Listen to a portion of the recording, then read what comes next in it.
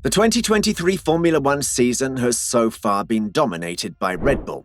It seems like Red Bull and chief engineer Adrian Newey have figured out the regulation changes far better than any other team, and the wind tunnel penalty they're facing doesn't seem to have any bearing on the performance of the Austrian team so far.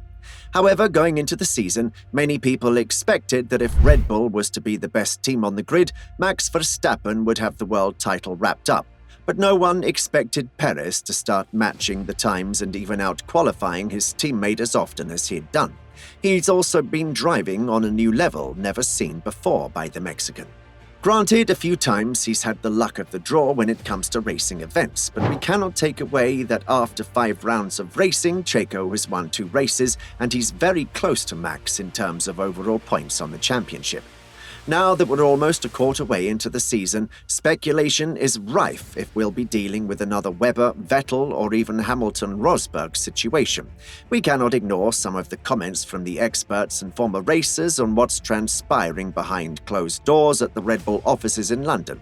But who will Red Bull choose when it comes down to it?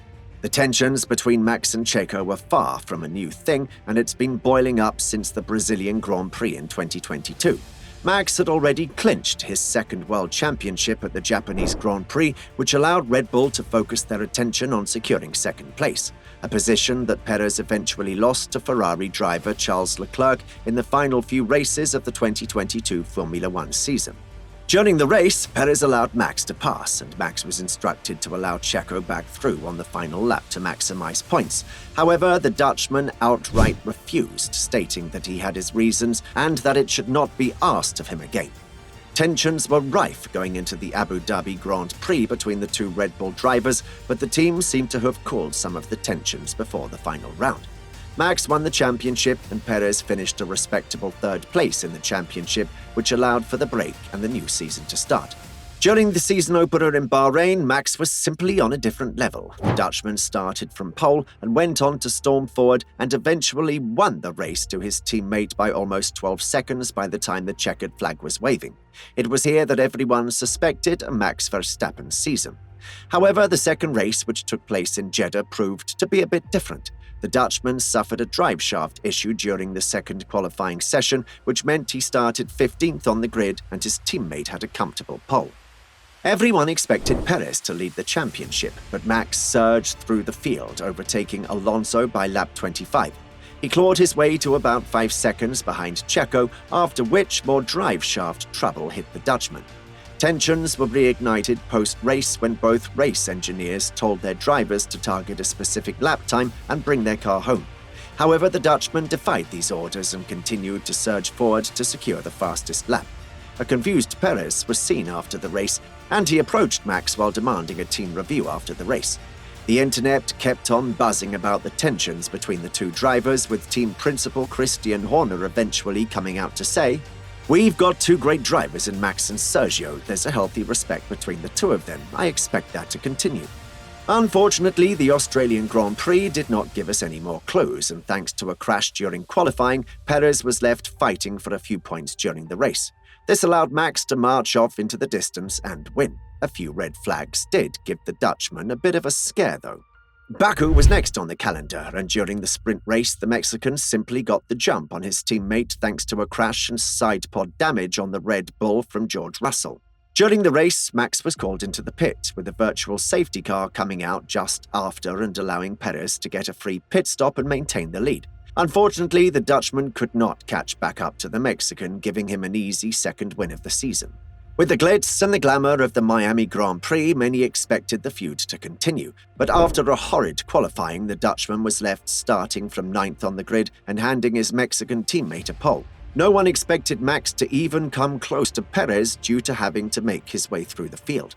However, the Dutchman started on the hard tyres, which eventually turned out to be the better race tyre.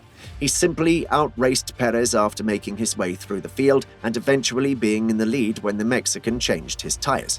Max continued to put up fastest lap after fastest lap, even with 30-lap-old tyres, and when he eventually made his pit stop, the mediums came into their own.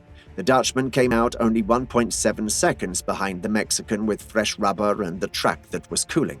It took him only 2 laps to breeze past the Mexican at one turn without Perez putting up too much of a fight, sealing the top spot atop the championship after 5 rounds. But what will happen next? With a team principal like Christian Horner, you can expect things to remain civil in the Red Bull garage. After the Saudi Arabian Grand Prix, Perez had the following to say. To be honest, we got a lot more respect for each other than people might think out there. This is a great atmosphere. There is a very high level of respect between each other and the team with all the engineers from their side and my side. I think we're both mature enough to know what's right and what's wrong. As long as that keeps being the case, I don't expect anything to change. After the race in Baku, Max also tried to put the rumors to bed, saying, "Between us, we have a good understanding, a good relationship. I think what we want to focus on is just to try and make the car better and faster, to try and stay ahead of everyone else. That's the main objective, and then the rest of you will do on track anyway." Max added, "I think sometimes some tracks probably suit you a bit better. For Checo, his driving style, the way he likes the car, probably it suits him better to be on a street circuit. I personally don't really enjoy street circuits, so probably there is something also in that. I prefer more the fast corners, but that's how it goes. You have a few street circuits on the calendar, a few normal tracks as well." While most people are pretty split down the middle and believe that Red Bull should allow both of these drivers to battle it out for the World Championship, there are a few ex-drivers that seem to want to pour some more fuel on the fire. Ralf Schumacher is one who said, "It's difficult, and from my point of view, it's clear that Verstappen's side wants a new teammate." According to the German, he thinks that Red Bull will not be able to allow Perez and Verstappen to coexist. It's also true that Verstappen is currently signed to a lucrative deal that sees him drive for Red Bull into 2028, and Perez is soon up for a new contract. It might make sense to some that from a business point of view, Red Bull might want to make sure their long-term deal and investment with the Dutchman is secure. The signing of Daniel Ricciardo as Red Bull's test driver has also poured even more fuel on the fire as to the intentions of the team. Finally, Max is also one of the most dominant drivers on the grid in terms of personality, which is certainly why he lays a stake in this territory and doesn't want to budge.